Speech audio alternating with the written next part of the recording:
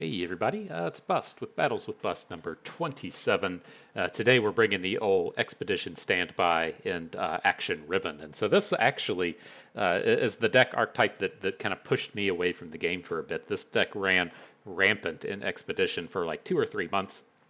It was like right when Akshan was released, they left the appearance bonus that makes him more commonly seen for like literally months. It usually makes it like the way it's supposed to go is you would be like 4 times more likely to see it in the first 2 weeks, then you'd be twice as likely to see it in the next 2 weeks, and then it would be back to being normal for how commonly you would see that champion. But they just quit updating Expedition, and so Action was on that appearance bonus for months, and so you had to run into this thing like over and over and over again.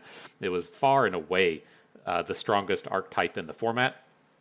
And to make it kind of worse, there were like 4 Riven archetypes. So it would be like super easy to find action, super easy to find all of the Riven archetypes. It wasn't very challenging to line up the archetypes to where you would have your Relic Tractors Action Riven and then get additional Riven archetypes to show up in the draft. So you could really hammer home all of the Riven synergies, and it was abysmal. It was clear that they weren't going to be updating anything, and I got tired of playing against it, and so I had to take a little hiatus to go and play Magic instead. And now we're here. We circled back. We're ready to play a little bit of Action Riven and Constructed, and so. If you're not familiar with a lot of the ideas here, it's a really strong early game aggressive package between the Blade Squire and the Treasure Seeker, really good ones, the Runeweaver in action as twos, and then Riven and the Vicarian Vagabond as threes. And so we have this really tight-knit collection of early game cards, and then the kind of ideal sequencing that'll happen is we'll get action on the board early, and then we can level up action very quickly with all of the Reforges. And so the thing with the Reforges is it doesn't feel really forced. You're not like forced to drop the cards down at inopportune times. They tend to fit in pretty nicely into all of our curves, whether or not it's something like just giving Riven quick attack or giving a Blade Squire +2 attack so it can attack into a board of 3/3s. Like it's very easy to find common situations where we want to play the fragments, and then they're pretty good at getting the Warlord's Palace to flip. So, kind of part two of everything is the Riven and generating the Riven Sword. This is, useful in terms of action and getting him going, but this tends to be our game closer. The putting the big sword onto Riven, putting the big sword onto something like Vicar and Bruiser, great source of just late game burst damage. And then ideally, we'll be able to punch in additional damage with the likes of Ruined Reckoner, giving us multiple attacks, using something like Decisive Maneuvers to boost a wide board and then make our Overwhelm unit unblocked, and then having this mountain of combat tricks to either help us get wide or help us protect one of those critical units. And so it does play, pretty similarly to a lot of the action decks, play similarly to a lot of the Riven decks. You just kind of mesh them together and you get that action Riven. That's all it is, right? You take a little bit from side A, a little bit from side B, stir it together in the pot, and then you're ready to go. And so the things to keep in mind with this, as terms of the early games, you tend to not want to be trading that much. We do have lots of ways to really boost our units with the decisive maneuvers. Tends to be easy to help a unit survive a combat with like a shaped stone, and so you tend to not want to trade unless you're taking down higher quality units, and then just kind of envision that you're trying to punch in like 10 damage and then do the remaining 10 damage with a big overwhelm in the late game. So that's it. That's Action Riven for us. Let's go ahead and jump on in. With this one, though, we don't have to pay the pay-to-win price today. The debt has been paid. A Lannister always pays his debts. Ours has been paid as we scroll through everything, literally everything, turned prismatic. Feels pretty good. Let's get to battle. So we deserve something, right? We should get in Hearthstone. If your deck was completely prismatic, then they would give you the golden coin, right? If that was your thing in Hearthstone, is if you were on the draw, if you were the person playing second, you got the coin to balance out the disadvantage. And then if your whole deck was premium, then you got the premium version of the coin. But it's not how it works here. I don't feel like we're getting anything other than the other than the benefits of playing the pay-to-win lifestyle. All right, not a horrible start. Wanting to mulligan for some ones and some twos. We at least found 1-2 in here. Looks like we're on more of a Riven-centric draw as opposed to an action-centric draw, which is fine. What was this dude playing? Shen Sivir? Not exactly sure what's got to be coming out of this dude's cards, but we'll give it a look-see. All right, offer up the trade on this one. It's just like this is a space to where the Vagabond and Riven should be pretty decent at surviving some attacks in the future, and so I'm okay taking down his unit while we can. I assume he's going to get clever to try and take down the Vagabond after it gets the bonus, or after it gets the Roiling Sands. We're ready with the Shaped Stone, so that wouldn't feel too bad. Now we're ready with Riven.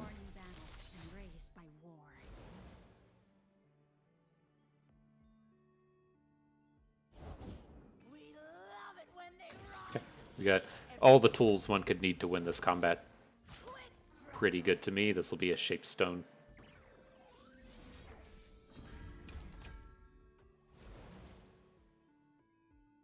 And then if we have to do combats next turn, we should hopefully be able to do some surviving with Whirling Death. It'd feel pretty good to get this unit off the board. If his idea is going to be to like play a Shen next turn, I would like to have some protection from him. We can't just stop a barriered unit with a Whirling Death, and so maybe. All right, no units.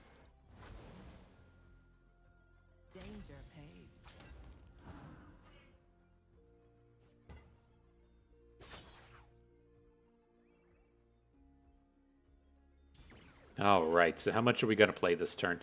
I'm not opposed to dropping a couple of cards. Like, we can't use the Whirling Death. It's not going to do anything. We can Shape Stone to 4, Absolver to 5. It's like, it doesn't feel good, but I think we kind of have to do it. Because we just don't have anything else to do in our hand.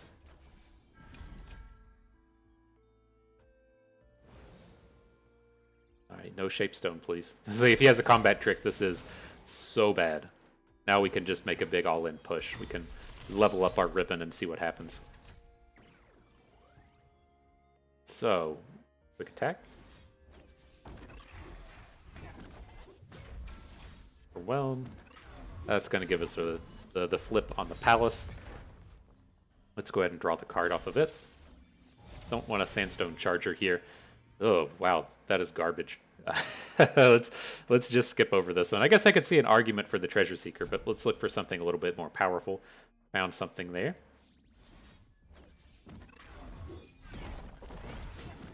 Okay, here comes the Riven Sword.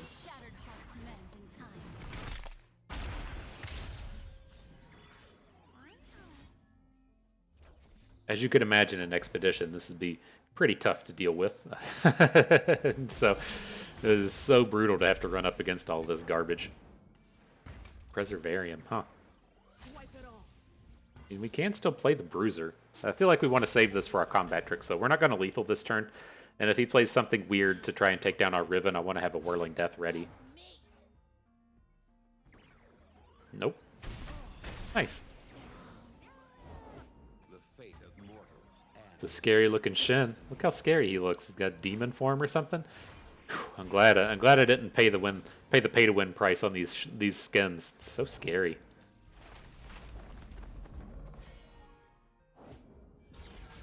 Okay, so I assume that we're just gonna play like a decisive maneuver this turn.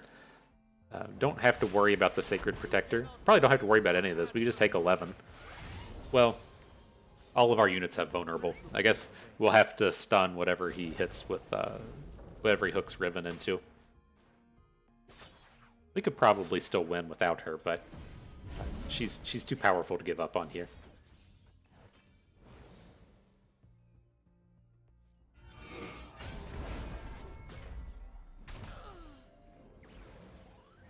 Okay, we should have enough Overwhelm to punch through this turn.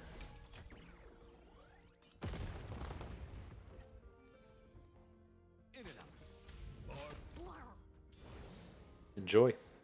Immediately.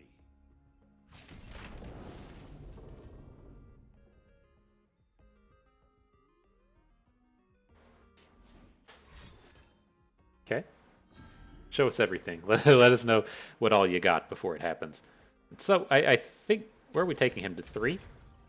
It's like, how greedy do we want to be with this? I think we just do the Whirling Death from Riven onto this dude. Should chunk in enough extra damage. But I was kind of considering like whirling that thing off the Vicarum Bruiser in case he has like a concussive palm to shut down the Riven.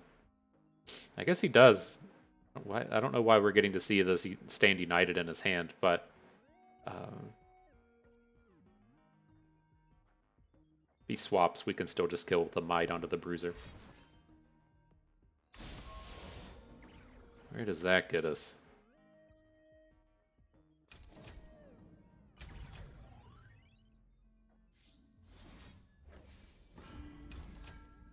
Nowhere ideal.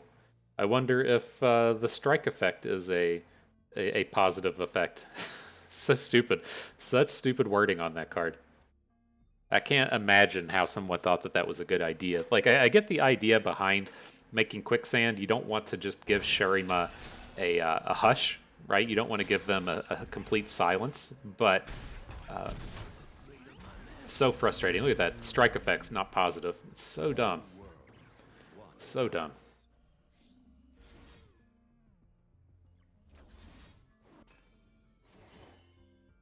We got here? Not a very strong collection. Let's just pick up the lucky find. He might get to come in and block Shen now.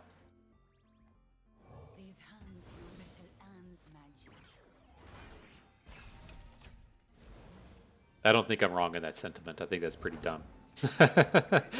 So let's see. Anyways, let's quick attack a unit just to pop the Warlord Horde.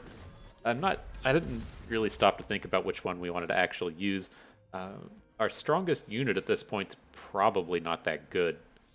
Thinking that of just like going for the draw 2.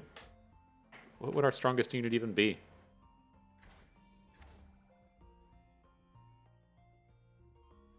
I mean, it is kind of tempting to just boost action, I guess. Going to be really close to just ending the game next turn. Okay.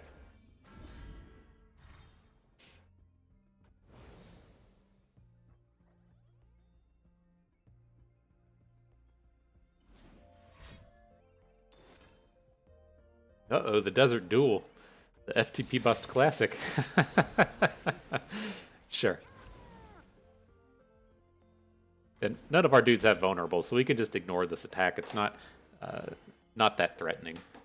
Taking 8 damage, take us down to 12. It's not that big of a deal.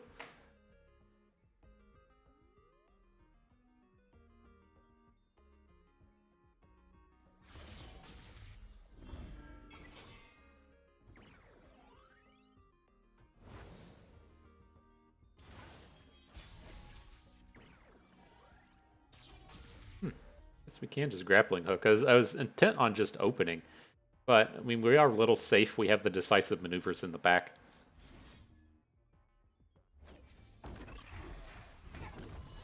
Maybe we should have put this stuff onto the bruiser, but I don't want him getting interacted with.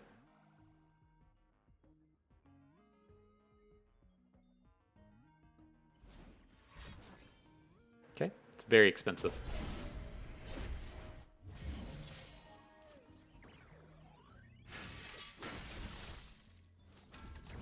Alright, we got our Warlord Palace back.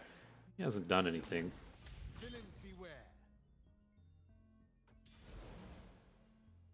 Understood. Your funeral.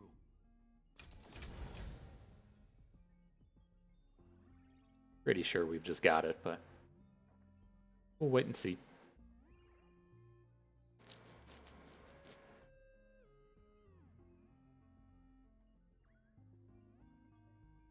He's got something in the mix, though. He's thinking on it real hard. I guess if he had a quicksand again, that would be annoying and awkward.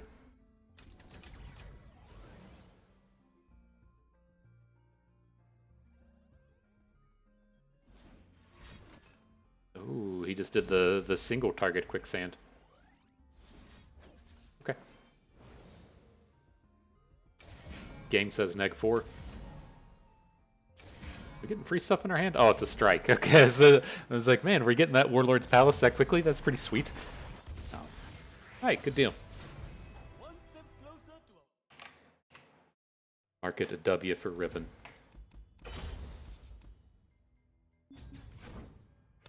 Man, sitting down here in the dumpster, zero LPs. I'm gonna have to start playing scouts again.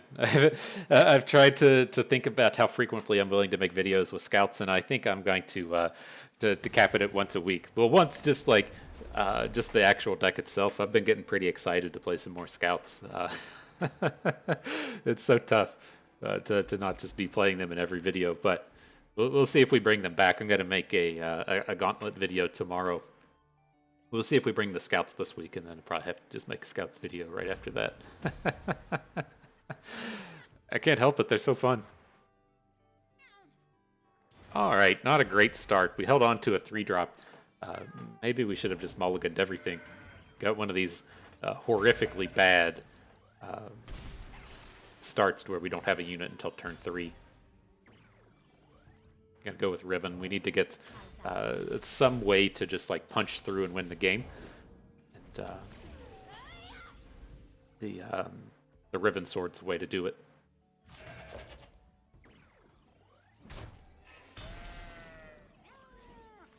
Playing the Taric version. I knew we were up against Pantheon. I couldn't remember if he had Taric in here.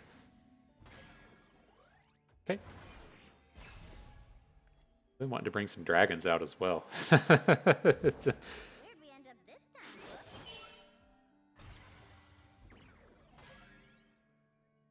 So how invested in this do we want to get?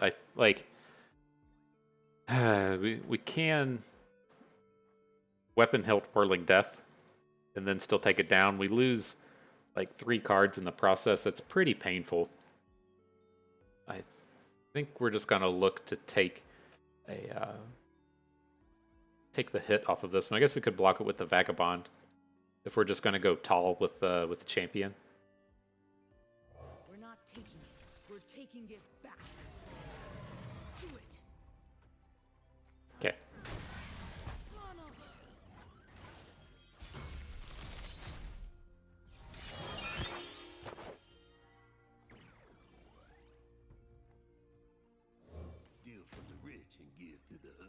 Steal from the rich and give to the us. That's kind of painful.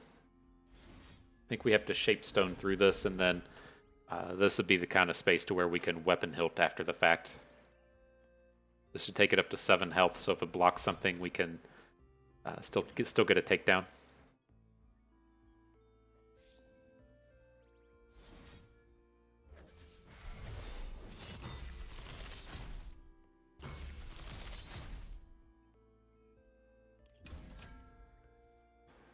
Okay. Still fails to like a Pale Cascade. Yeah, Sharp Sight. Sure. But he's gotten like pretty heavily invested in this White Flame.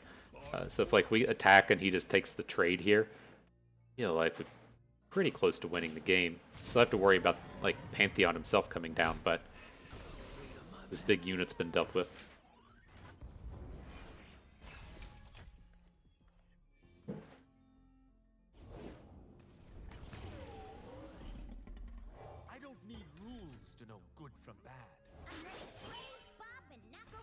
Oof.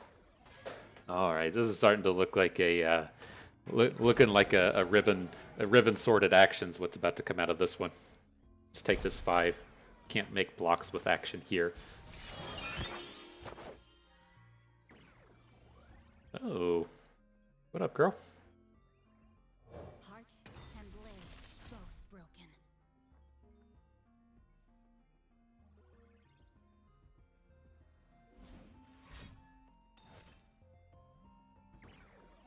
Cataclysm. So how do we feel about this? We can quicksand this down to neg 4. I think that's where we're going to be.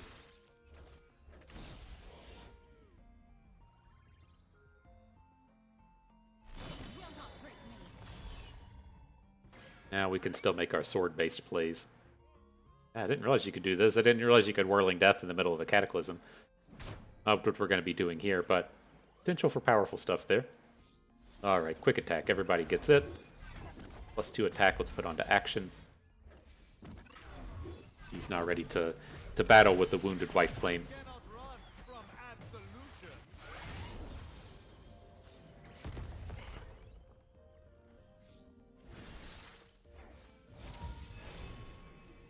got in here? The Ruined Reckoner may prove to be useful. Overwhelm to action. Did I play the quick attack overwhelm? Alright.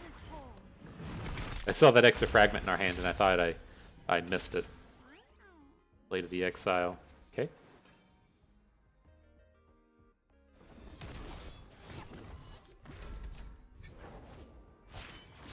Sure.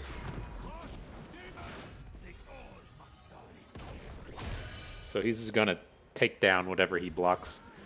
It's pretty awesome. What did he hit?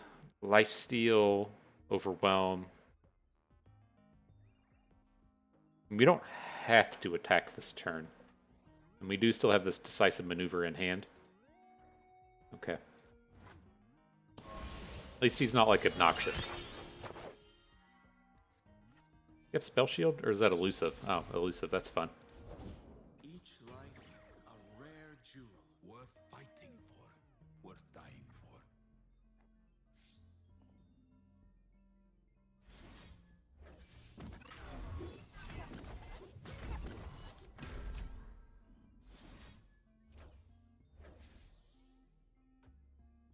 All right. We're going to start with the grappling hook. I think we can ignore Tarek. Like, Tarek's going to be a big value for him, but we can probably just ignore whatever he's doing. Did he have Spell Shield as well? Fuck. Okay. Maybe we just fucked this up. Now he gets to put Overwhelm onto the White Flame. Take 4 from Pantheon. Jesus. Okay. I didn't realize this White Flame had Spell Shield. Or the Tarek had Spell Shield. I would have done that differently had I recognized what was going to happen. Now this dumb shit's going to get up because of Yumi. Yeah, we punted this one. It's 10 coming in from the White Flame. Alright. We could have had it if we survived the turn, which would have been pretty doable. But... Alright. All to 1. That's a frustrating one.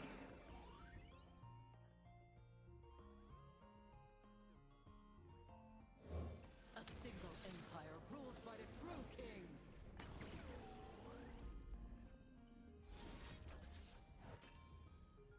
So this will at least get us the flip onto the Warlord Sword. We can see what we pick up with it, but it's not going to be super appealing. I think we just want to draw 2.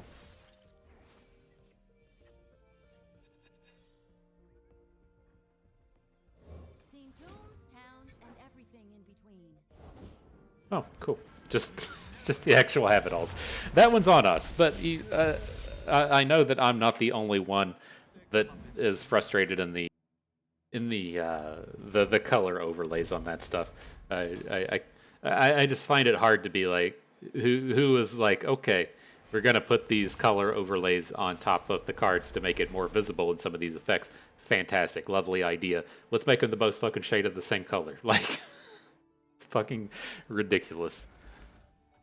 No, nobody at any point was like, man, this elusive and this spell shield color looking to be exactly the same. What happens if we put them on top of each other? It's just... okay. That one's on me, I guess, for not highlighting the things. And so, if the intern's still out there watching our videos, you got 2 things that we've delivered to you so far today. You've got the color of the color of the various overlays, and then what is a positive effect.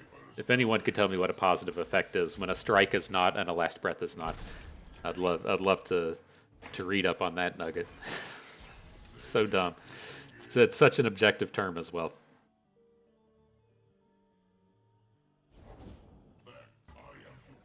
Okay. Where are you at? Where are you at, Vagabond? Greed'll turn any man into Start getting good attacks next turn.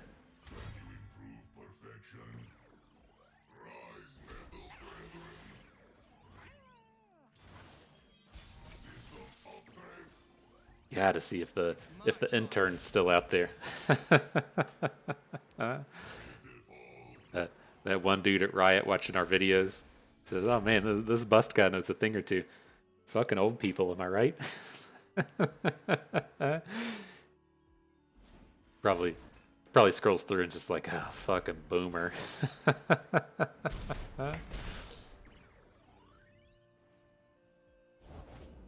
Says that old boomer bust can't read them colors good. But all right, moving on. Let's see if our action gets to flip next turn. We're getting the Warlord's Palace either way, but it would be cool if our action got to stick around on board, ready to combat these bros a little bit.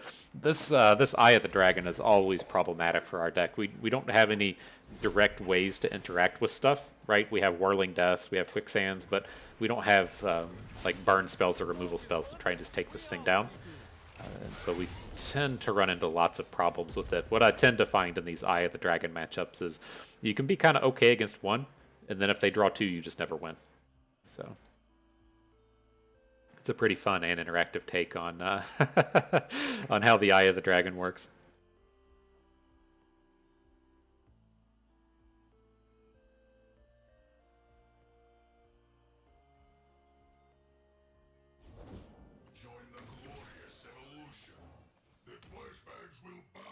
Alright, so he's played 2 cards this turn as far as his generated cards go, and I'd assume that we're going to see attack out of the Dragonling like 100% of the time. But it's like, it would be nice if we could pick up a Reforge. And so if he attacks with the Dragonling, we can throw the Blade Squire in front of it, just to see what happens. Other option is to just give all of our cards +1 attack, so that we have a good attack next turn. We can probably force some good things next turn as well in terms of using Quicksand. But it's just like, do we have enough fuel to win this game if we don't draw the cards off of the... I think we'll be okay.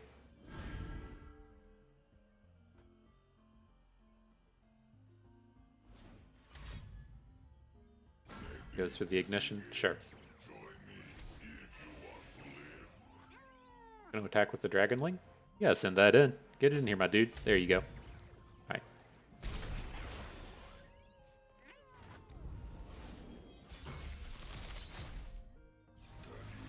Alright, the +2 attack fragment is not what we needed. And then of course we immediately draw the Rune Weaver, so we could have got the Riven Sword going. But we'll just have to save that for next turn. We can get some usage out of it with this Ruined Reckoner and playing the stuff next turn and trying to get our attacks in.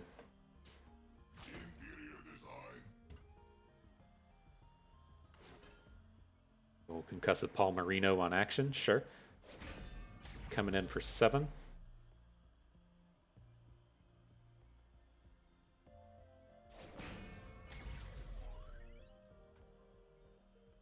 Really needed this last breath unit to die. I guess we can try and pull that off next turn.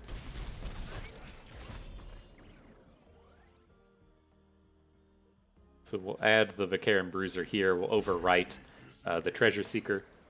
See if we can't get a Riven Sword next turn.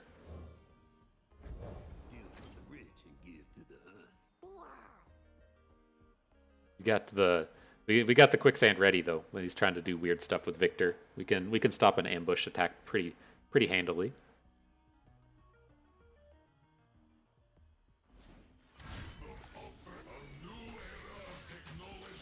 Right.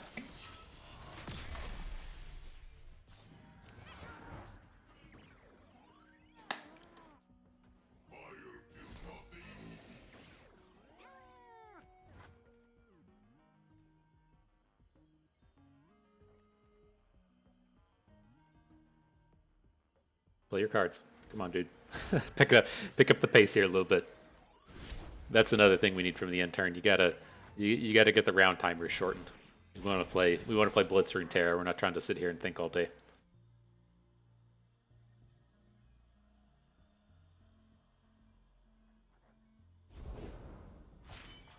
Okay. Now, the way that these games have gone, I've never played a Quicksand on a Lee Sin, but I'm going to go ahead and assume that it Dragon Kick is not a positive ability. Why would you want to remove a positive ability? That's a negative ability, right? You don't get to strike your opponent's unit, so it's probably a negative effect. So dumb. Like, who comes up with this wording? Disable their positive keywords. I guess it's not a keyword. Is that what it is? Strike's a keyword, isn't it? If I highlight strike, that comes up with words. I mean, I'm just saying. Just putting it out there, you know. Just putting it out there. Look at this. Last breath. That's a keyword, right? Yes, not a positive one. So dumb.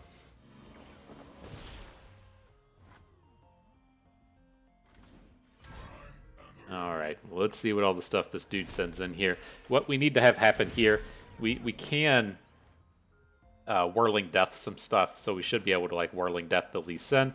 I imagine we're going to be able to Quicksand the Victor and the Lee Sin, and then Whirling Death Lee Sin, and then we want to make sure our Blade Squire dies. So then we can get the Riven Sword. Hopefully we can win a game with the Ruined Reckoner.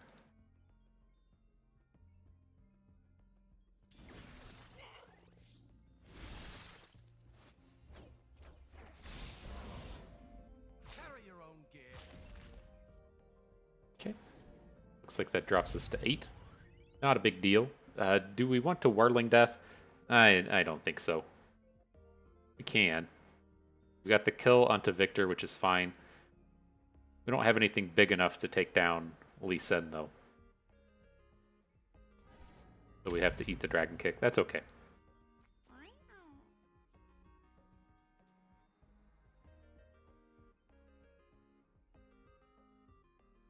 So I can already envision the way this turn's going to go. This stuff's going to happen. We're going to play the Rune Weaver to get the fragment. We're going to get Riven ready to go. We'll get the Riven attack in, and he's just going to play Concussive Palm. That's that's what we're going to see out of this one. But we may be able to get him with the free attack plus a Whirling Death after the Concussive Palm hits us. Oh my god, take longer, dude. There you go. Good job.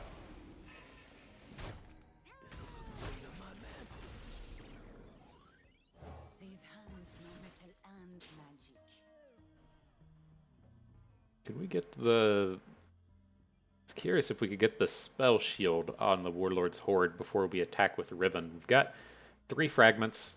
I think we could do that. We dropped the 3 fragments, the lucky find, and then if we get spell shield onto her, that's going to be pretty powerful.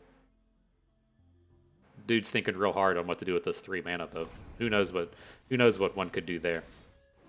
Jesus, it's fucking forever.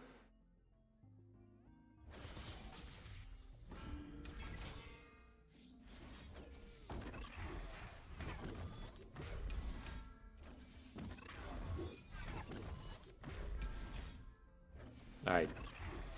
Sword acquired.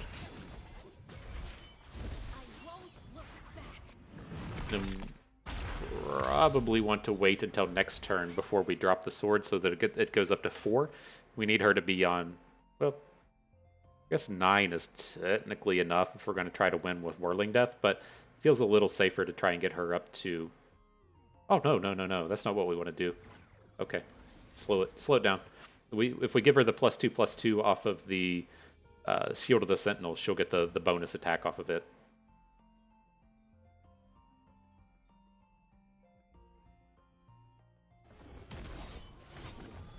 Okay. There we go. Still thinking real hard on what we're going to do here. Incoming Daring Poro. Didn't think enough about it, you know, on the previous minute and a half we've been thinking. Might as well take a little bit longer to think on on what we're going to do here. All the pros sitting down here in Dumpster Masters. It's taken all day to think about what we're going to do. Okay, Sentinel's Horde. 2/2 and Spell Shield. Here comes the squad.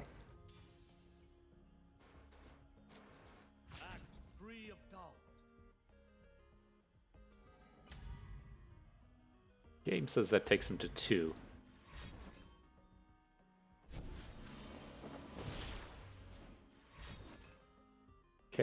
Just got a barrier. That's pretty cool. We still do everything here. We have 9 mana. 4, 5, 6, 7, 8, 9. Okay. 4 for the Reckoner, 3 for the Whirling Death, 2 for the Weapon Help.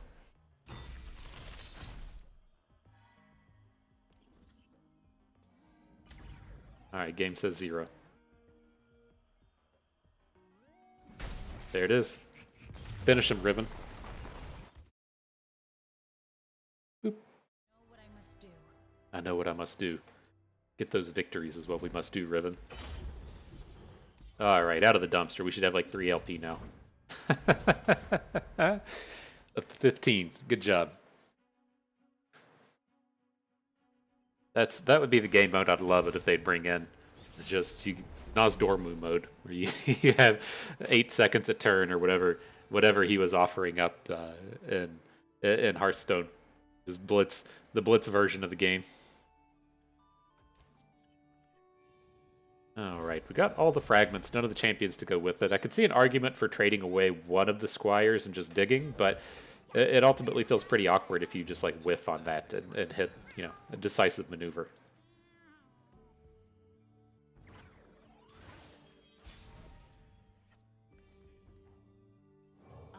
Okay, just keep playing on curve. There's not a huge difference in trading the squire for the Runeweaver, the squire for the right, he gets the extra damage this way. We don't get the last breath, but we're gonna get this Blade Squire killed off before having that fragment's relevant. Oh, there you have it. Pokey stick. I haven't seen those in ages. Who still plays with the pokey sticks? If I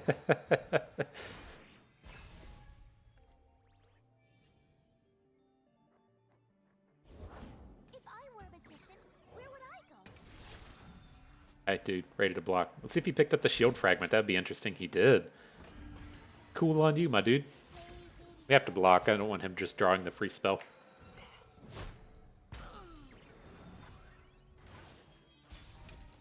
Good on you, my dude. I'm cold, I'm hungry, and there's rocks in me boots. Rocks in my boots.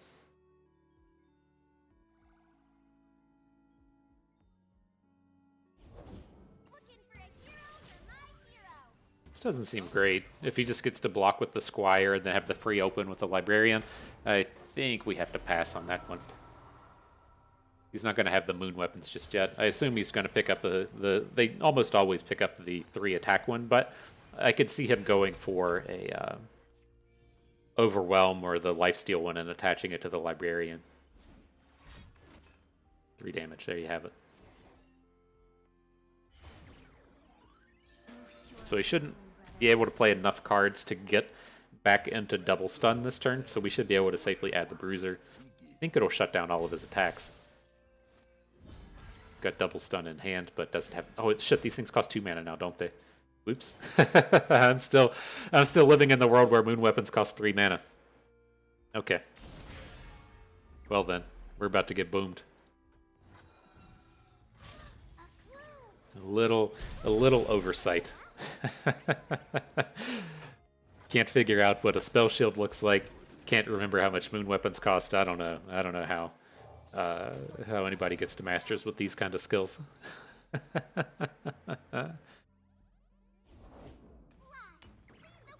Where's quick attack? Here we go.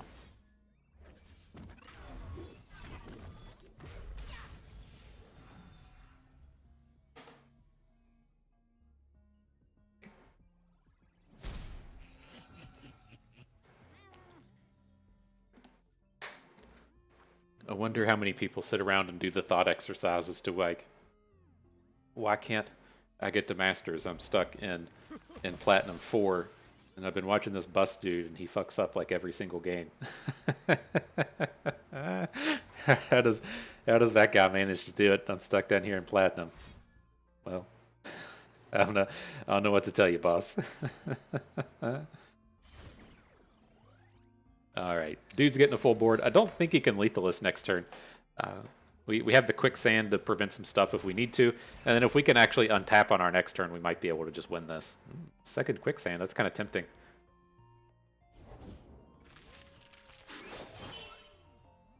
Okay.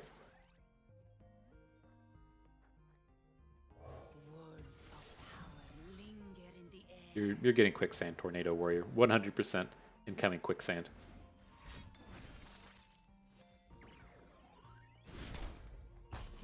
Alright, he has the 3 damage one.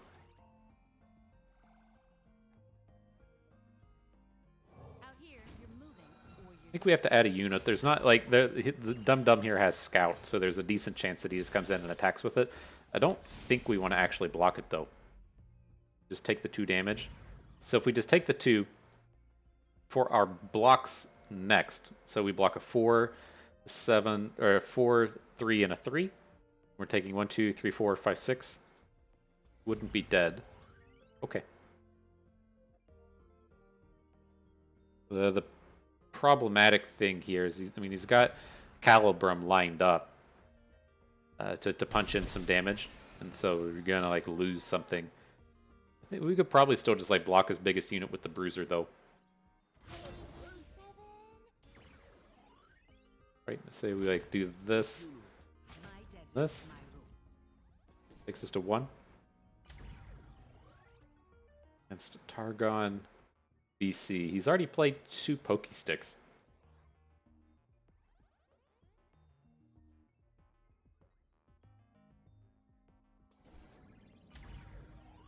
Okay. So we'll die to a combat trick like this, but I think this gives us a pretty reasonable chance of getting through to the next turn. Like, if we go into the next turn and all we have is 1 Ruin Runner, we're never winning the game, right? And he's pretty, like, locked and ready to throw a removal spell onto our Bruiser. So I think that was fine. It's worth the risk, right? If we'd gone into that game and seen 0 Pokey Sticks, then falling to 1 is pretty detrimental, but they're not guaranteed to have combat tricks here. A lot of their combat tricks are going to look like stress defense, which isn't going to chunk in damage there. And he's already played 2 Pokey Sticks, and so it seems safe enough. You know, I think that we probably die there, you know, like at least a third of the time, maybe close to half of the time. But again, like if we go into the next turn and we don't have the 2 Ruin Runners on the board, we just don't have any way to deal enough damage to win the game. Okay. Nice little start here, though. That's interesting. I guess it's a matter of attach, though, and the quicksand not taking the double strike off of the scout unit. That's interesting, though. We took that extra 2 damage.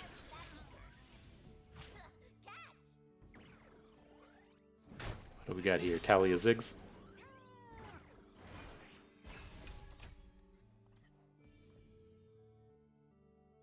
So I'd like to get action on the board. Depends on his unit. I don't want to just throw action in front of the Rockhopper here. So Rune Weaver it is. Action can come down next turn. A little unfortunate being a couple of turns behind on the Warlord's Palace, but not that bad at the end of the day.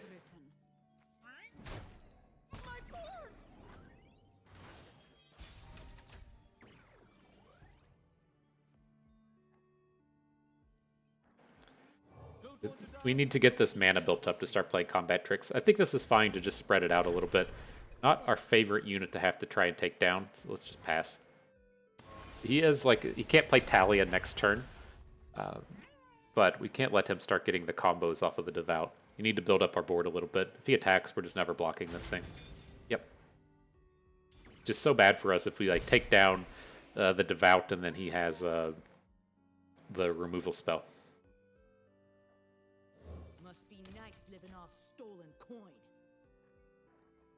It is nice living off stolen coin. Okay. All the landmarks coming in. Oof.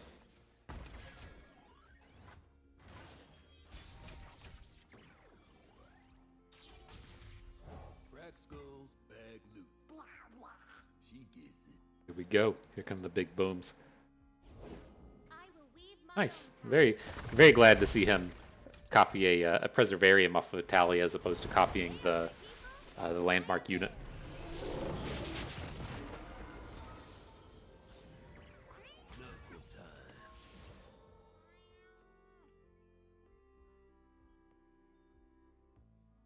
If the block comes in now, we have to try and take Talia down next turn. We can't take like one hit from Talia and not be like super upset about it. But I think it does kind of suck to have to drop a Shape Stone to try and make that play. We'll see. Just trying to make good usage out of this grappling hook because it's going to be tough for us to get units on the board.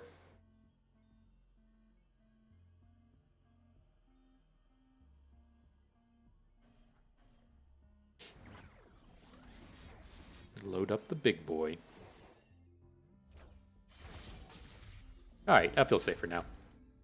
Getting that spell shield should be a little bit tougher to take him down. Then if he doesn't like open on us, we should be able to take down Talia. Okay, I'm on board. Ruin Runner coming to the party.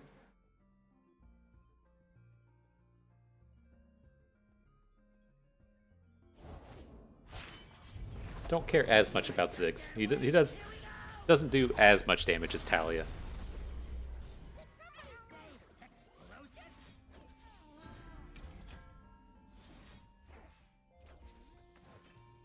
Should get the kill. Some amount of like shape stones get played here. If he has a ancient hourglass, the 2-mana landmarky thing to protect her, it's not ideal, but it's kind of fine, I guess.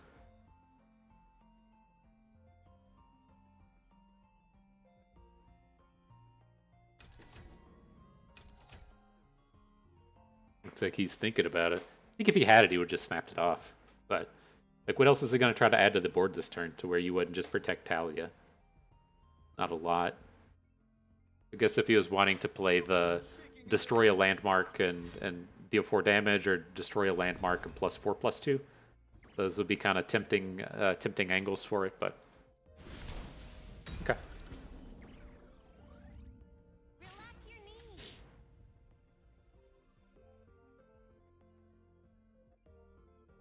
Some rocks just won't sit still. That takes us to 6. We do have to worry about taking some damage because of the Ziggs being on the board, but I think this is fine. Just take it. It's going to be tough for us to deal 20 next turn, but we might be able to kill all of his units. Let's see what we draw.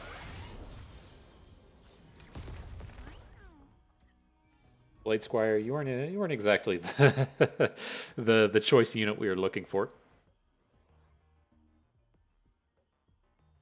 Out here, you're moving or you're dead.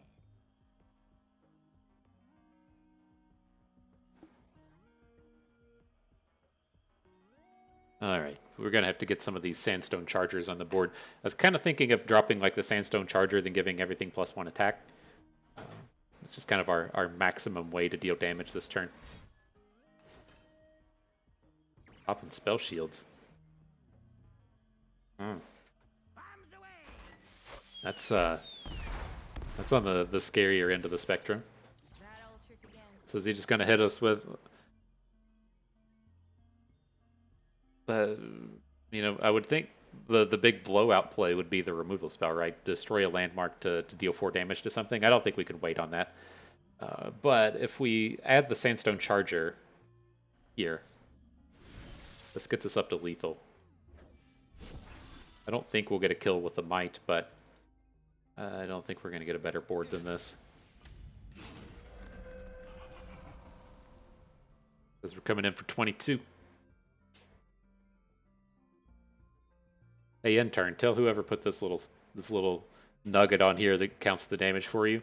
They deserve a raise. They're much better than the much better than whoever okayed the spell shield and elusive overlay. If only you were made of rock. Jesus.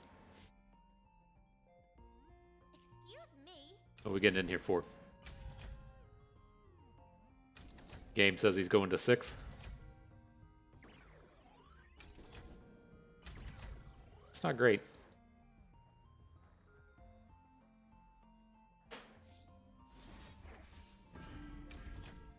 Couldn't get a lethal, but if we take Talia down, I'll feel a little bit better.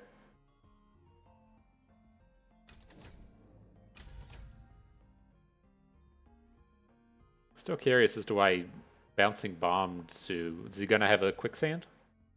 I didn't stop to think of the tricks. I just kind of like immediately wrote it off as him. Does have the quicksand. Kind of immediately wrote it off as him having a the removal spell. That's okay. Maybe we could. It's like maybe we should have blocked Talia. That was kind of greedy. She didn't have overwhelm yet. We would have prevented 4+4, prevented 8, and we could have survived a little bit longer. Maybe I was a little greedy. I just didn't feel like his board was like on and going with the flipped Ziggs, flipped Talia, and we just weren't really doing anything. I felt like we had to win the game on that turn, and just throwing away the 3/3 doesn't help us win the game that turn.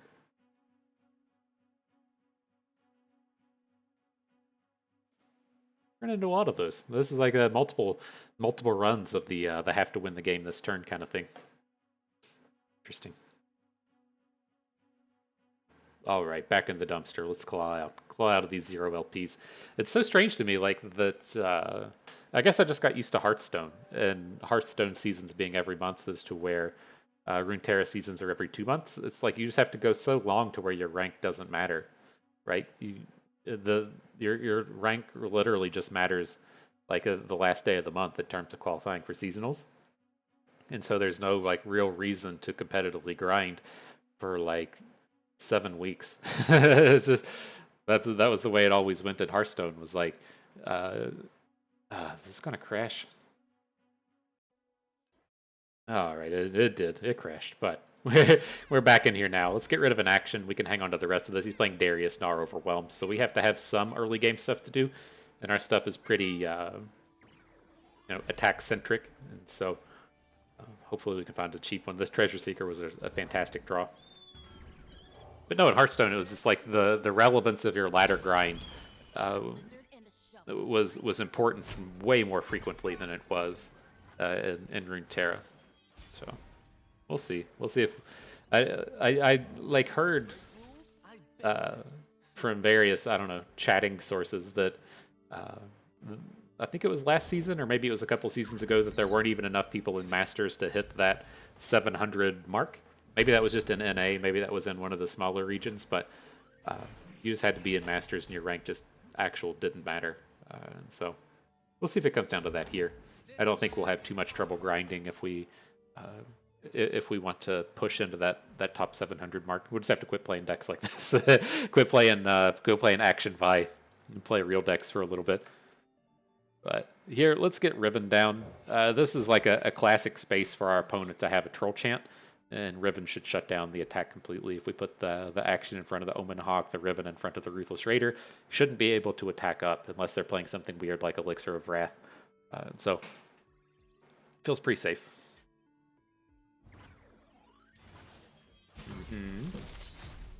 Not what this deck wants to be doing. You have to worry about the Troll Chants now. It's kind of scary.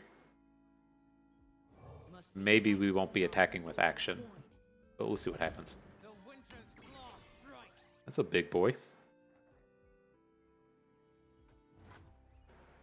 Alright, I think we're just gonna have to switch to the sword plan. We can get some Ruin Runners down, but just like the incoming Troll Chances is way too much for us to deal with.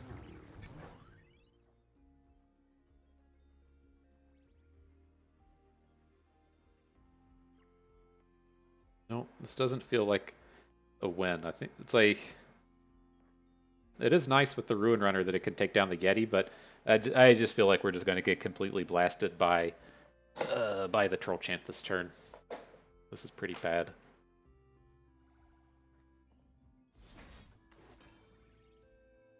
Can't get enough down fast enough.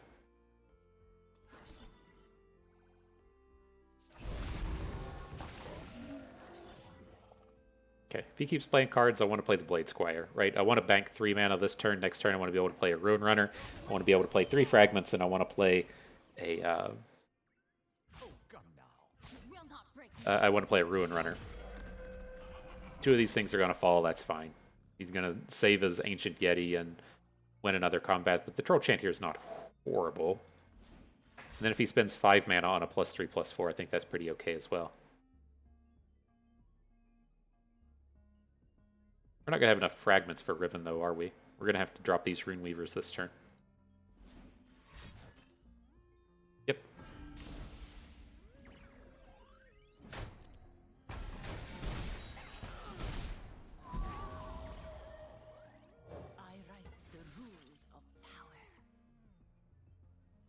But our attack looks much better this turn. We didn't take too much damage there. Feel relatively healthy. Not quite in the Darius flip range, which is always important.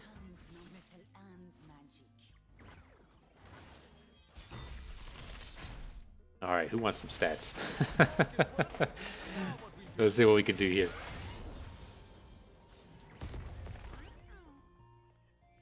Blade Squire, not quite who we were looking for. Let's draw a card and see what turns up. Whirling Death, though. That could be a big one. So let's see. Overwhelm. Welcome to action. +2 attack. Welcome to action. Quick attack. Go on a 3-1. Ooh, that's a fragment. We gotta stop and wait on an animation, then we'll load up Riven.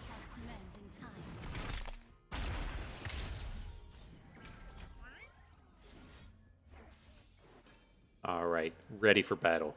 Can't Whirling Death this turn, that's something we'll have to use for next turn, but we should get some of the stuff off of this board, which is all that matters. Like, if we lose 2 units to a Troll Chant and get to kill 2 of his units, that feels like a win. When my song ends, men die. Okay. I don't think we want to play the quick attack fragment. This is justice. See where that gets us. Wouldn't be surprised, like, Riven get canceled here if she has whatever, the 3 sisters. Troll Chant, sure.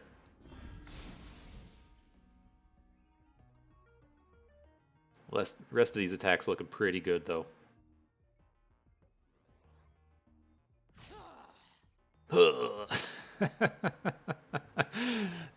Bitch out here making some serious grunts.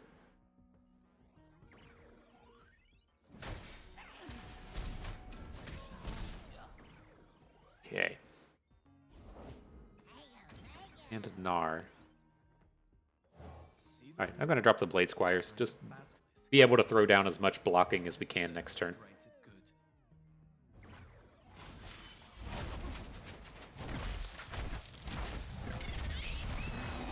Ugh. Scary animations.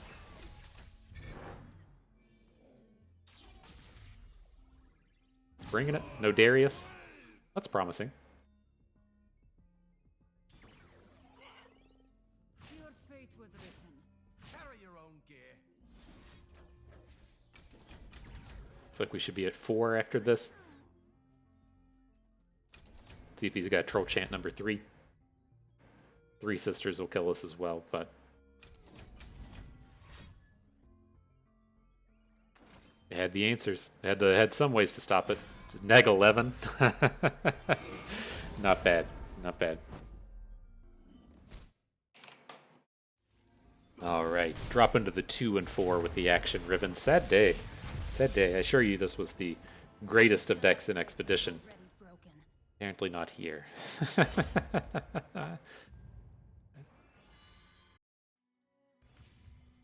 All right. Get ourselves into these last 2 matches. See if we can't kick it back up to 50-50. Been struggling with that to a degree.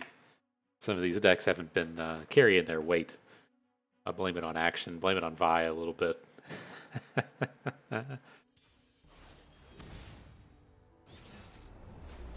What do we got here? Riven Victor, sure. All right, we've got an action start. Need some other stuff though. It's tempting to like hang on to a second action, just in the event that he gets popped with a Mystic Shot, but I'd rather look for other playable cards. If we're just like hand locked into having a grappling hook forever, that's gonna feel pretty terrible.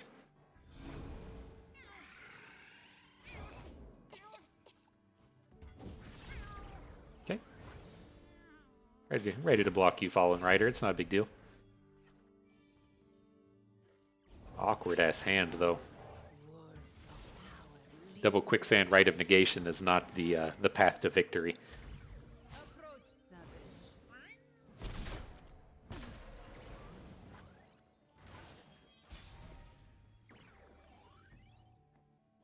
Scores to settle, troops to kill. You know how it is. Uh-oh. This guy's just doing it way better than we're doing it.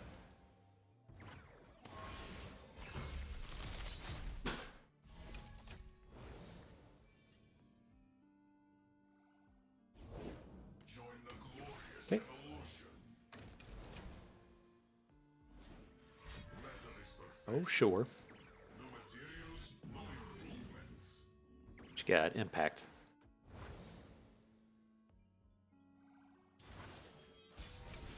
All right. So what are we getting out of this turn? We got to do something. We can't just sit here on these terrible cards and not do anything. It's like these quicksands aren't doing it. It's like we have all the defensive cards. It's like if these were shaped stones, we could do quite a bit this turn. But man, this is fucking brutal. Can't get our Warlord's Palace flipped off quickly either so that we can play both halves of Absolution. It just sucks. No two ways around that. Alright. Let's show the hunters. We should be able to do enough this way, though. If it's protecting action with an Absolver, that's fine. If we get to put some damage onto his other units and then play a Fragment and a Grappling Hook, that's fine. As I said, I bet we don't get in for tons, but get in for something.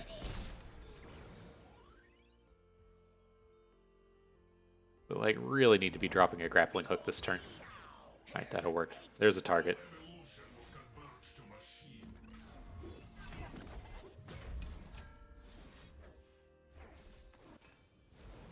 Not ideal, but at least gets our deck rolling a little bit.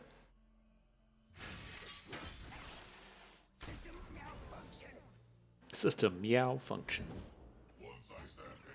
Okay.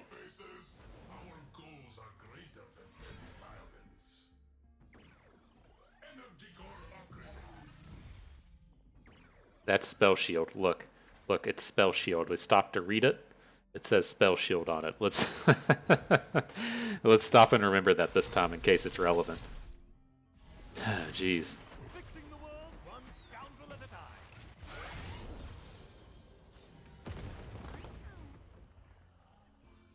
All right, a little Shapestone. We're gonna have to draw a card off of our freshly minted action thing. Our hand just doesn't do anything here. Hey, intern, get this fixed, right? It's fucking annoying when the Hex Core upgrade comes down and just covers up everything on the board. Turns out none of the units died after the Hex Core upgrade hit. Seen tombs, towns, and everything in between. Here, like if he comes in with Victor, we'll just block with the Blade Squire. It's too much to try and get Quicksands going this turn. If he just sends it back to us, that's a pretty big win. Doesn't seem like he's really intent on attacking, but you got to hit with Victor here. What are you waiting on if you're not gonna get that one in?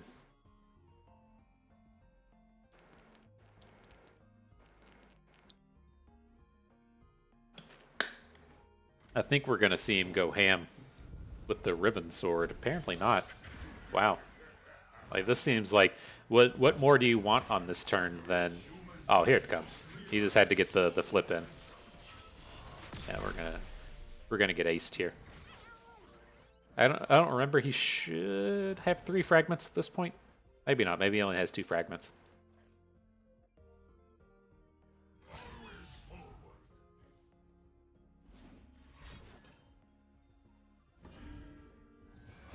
$11, $13. Okay.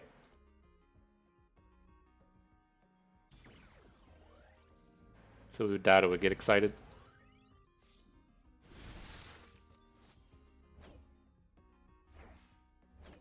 Okay, this will take us to 4.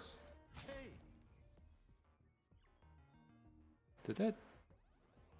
I can say I'm getting confused about the stupid coloring again. Okay.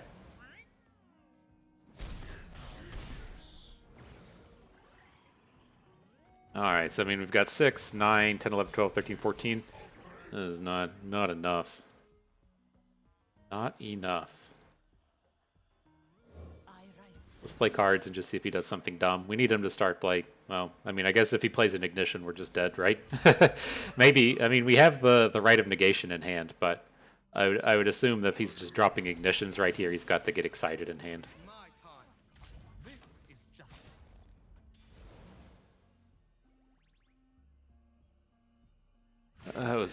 I guess that was a little sloppy. We should have just opened. The Rune Weaver's probably not going to get the damage in.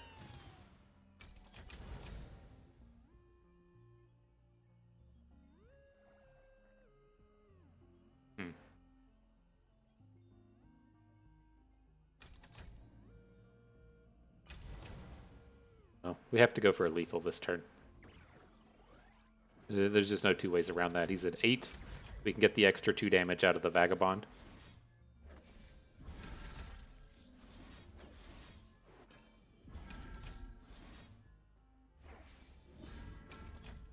Alright, well that takes him to 0. Maybe they'll just have nothing, but I'm like 99% sure we're about to just get hit with a get excited to face. That's the way that game sequenced out. It's way too easy for that to be the thing. So we knew, like, you dropped the emotes like we didn't know what was going to happen. But I think we could have looked at that a little differently since we knew the Victor had Spell Shield. We could have saved the Quicksand so that we could have, like, double Quicksanded Victor, but, like, we don't have any units to kill him at that point, and so it doesn't seem ultra worthwhile to try and invest in taking him down. So it's okay. Let's get ourselves onto this last one here. See if we can't dig it up to 3 and 5. The worst showing of a deck out of the Battles with Bust series. It's kind of sad. Kind of sad for these guys. We haven't got any of the big the big sweet and fun plays in here. We haven't had any double attacks with the big 12 attack units or anything. Makes a brother sad. Let's get it out of here.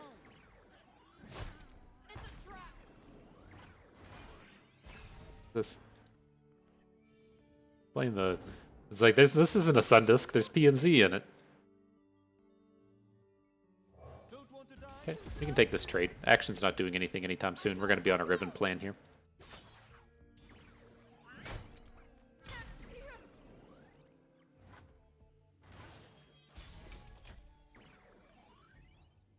The past is a burden we must learn to bear. Kind of annoying if he plays Zillion, or I mean, if he plays Waking Sands, that feels like a win. But really like to be getting our action in for damage this turn. Got a lizard and a shovel. Okay. That could have been bad. This would have been a disaster if he had a shaped stone. Kind of bad with that, but I think we're okay. Maybe we played this one a little too aggressively. I doubt it. We're gonna make some big stuff happen. Everything will be okay.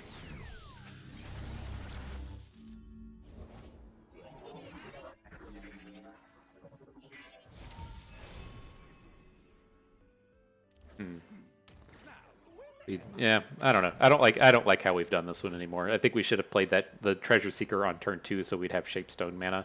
Maybe get the trade with the Ruin Runner, and then have good units from that point forward. But you can still pop off here.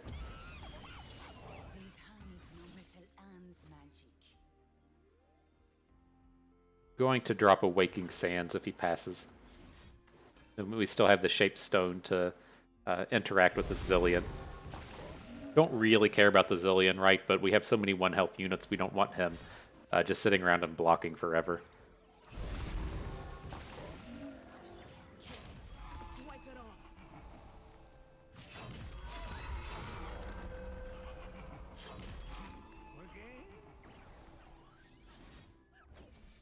Interesting blocks.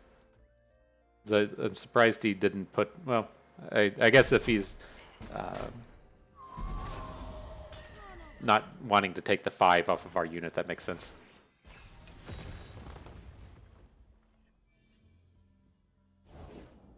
Alright, here we go. This Relic of Power is going to hit us something good. Where are we at? Rune Weaver? Exactly what I was talking about. Gets us up into that Riven Sword space. I believe in it. Uh-oh. Okay, no time bombs, please. we can't be eating time bombs on this board. There's no way. Alright, Feels a little better if he's dropping flame chompers. Greed will turn any man into a monster. Brings in the Waking Sands, sure thing. Now we're gonna load up this Vagabond, but let's see.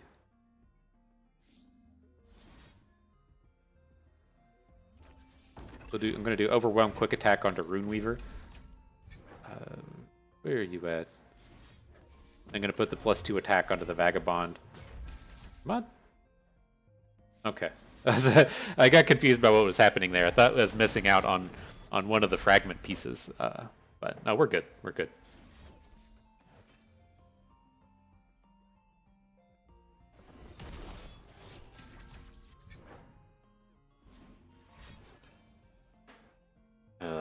Fuck.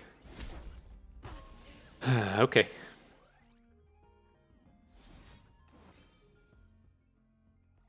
Oh, let's wear out this board a little bit. This is the problem here with the Zillion. It's going to get a good block on one of the Rune Weavers. Still get to chunk in some damage, but it's problematic. Just a moment.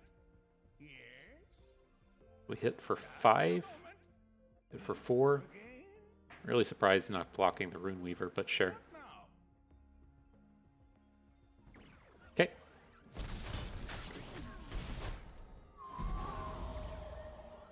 We're getting close. Getting close. I mean, it is kind of nice to just like completely wear out all of the 1 health units. As I would say, as the time bombs come up, it's going to be too much damage if they if he wears out all these things. I'd like to get action on the board, but it's a little too dangerous, I think. There we go. Definitely glad I didn't play an action.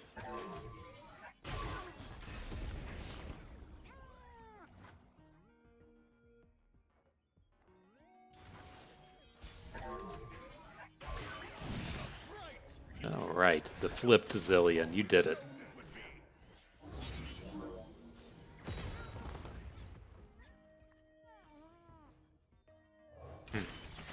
It's like pretty close to the lethals with the double cow, whatever these things are called.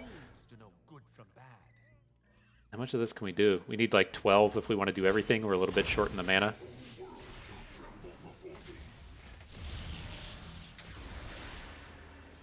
Doesn't have any landmarks on the board right now.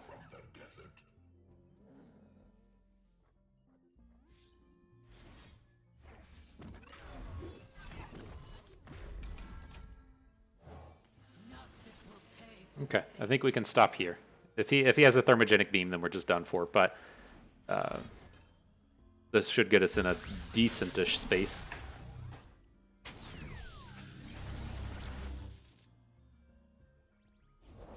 Quick hands make quick work.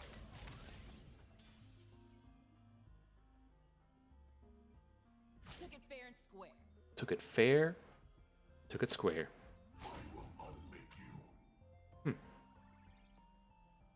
All right, well, we're going for the Absolver. Most certainly happening here.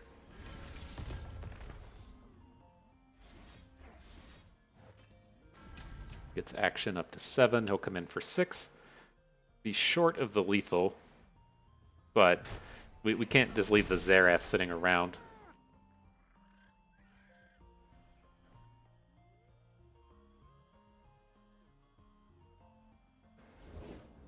We're doing the big stuff this game, though. Doing it big. Have to take the might. This is how we'll try and get the kill next turn.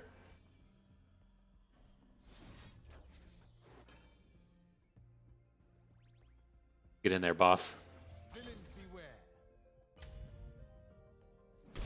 Alright, take him to 1. Man, would we have won this if we put the Absolver onto action, where we took down his Zillion, or took down his Zerath?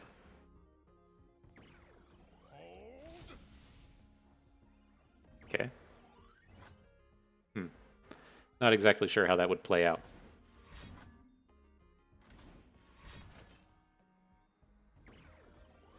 Okay. So action's gonna fall to 1. You just got a million cards in hand, sure. But we can go for the spell shield route. So let's burst down the spell shield thing. Pick up our Ruined Reckoner. Now we might be okay. Maybe. Give me some of them maybes. What's all in here? Mystic shots and stuff.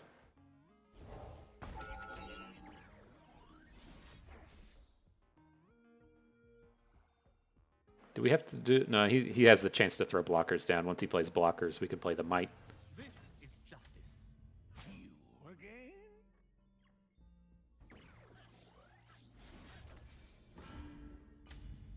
There it is. That's the stuff right there, isn't it? Maybe. Maybe. We finally did it. We finally did stuff the cool way. We got all the Ruined Reckoner attacks in. Sure. Sure. Good job, us. GG. GG. So, 3 and 5, not our greatest showing. We did make some pretty egregious misplays along the way between misreading some spell shields and stuff.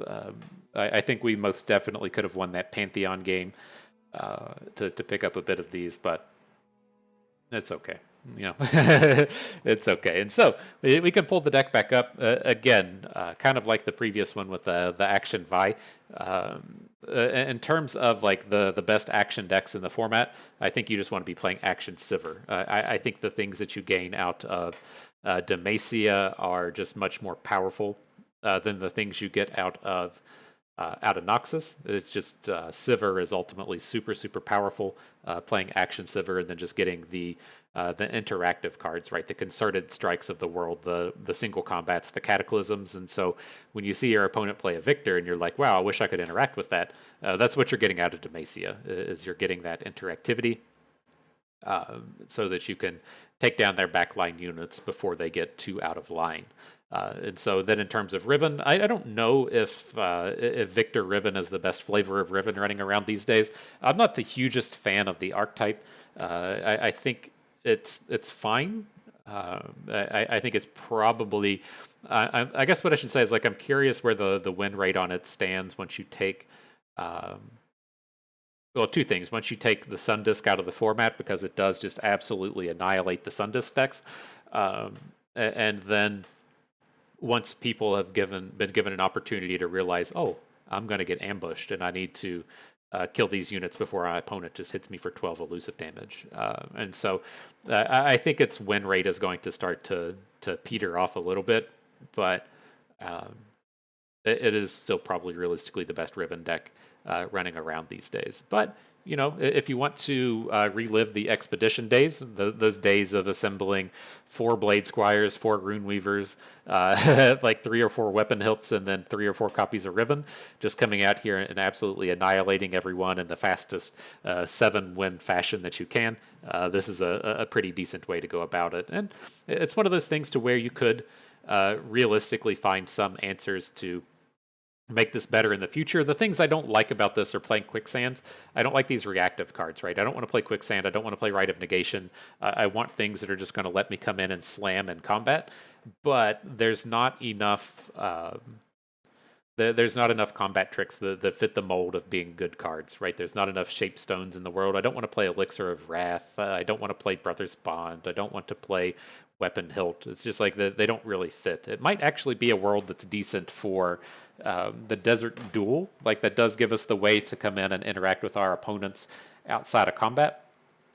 But our units are so small to begin with, right? There's like 2 stages of your units. They're either just going to be like 2 2s and 3 3s, or they're going to be like 10 attack. And if they're a 10 attack, you don't want to be like just dartling around with Desert Duel. You want to just be killing your opponent. And so there's not like good ways to really differentiate between the two things. There's no card that like carries over between good when my unit is small and good when my unit is gigantic. And that's what the deck like really feels like it's missing. I think Whirling Death might kind of fit the bill for that, but things like Quicksand and Rite of Negation most certainly do not. And so those could be nice places to pick something up. I'm still not entirely convinced I wouldn't rather play Kato the Arm than playing Vicaran Bruiser. Just dropping the Overwhelms onto even just a Ruined Reckoner or a Vicaran Vagabond are pretty big, to where the lucky finds aren't that spectacular in this deck. And so that was one of the things I considered. I just went ahead and went with the Bruiser. Because he's the kind of like standard answer, and especially in terms of in terms of playing Expedition, he was way more standard, way easier to find a rare than find a Kato the Arm. But I think that's one of the places that this could see a little bit of difference as well. And so, kind of is what it is. You know, if you want to go out there and have some funds, relive the old Expedition days, this is a deck you can certainly climb in the ladder with. If you're out here trying in try hard mode, then you'll probably find some other decks to carry onto battle. But at the end of the day, that is going to do it. And so, hope everyone enjoyed the video. You maybe you learned how to enjoy the expeditions in Constructed Land. Maybe learned a thing or two along the way and had a good time watching. This is Bust, and we thank you for being here.